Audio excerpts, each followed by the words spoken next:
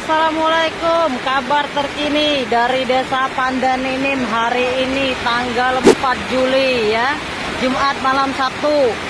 Jalan di Desa Pandaninim khususnya di Kampung 2 ini sudah nyaris putus.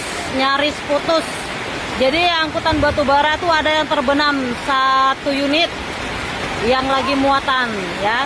Ini tepatnya di Pandaninim Kampung 2. Jalan sudah nyaris putus dan kedalamannya yang sudah jebol itu hampir satu lutut orang dewasa ya.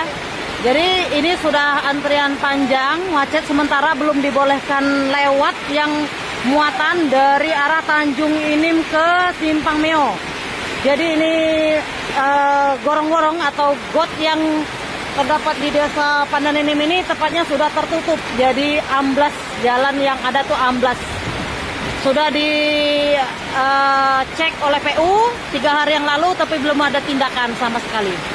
Ya, laporan terkini. Jadi untuk malam ini tepatnya Jumat malam Sabtu diberhentikan dulu untuk muatan batu bara yang lagi aktif jalan ya untuk menuju ke Simpang Meo-nya tuh.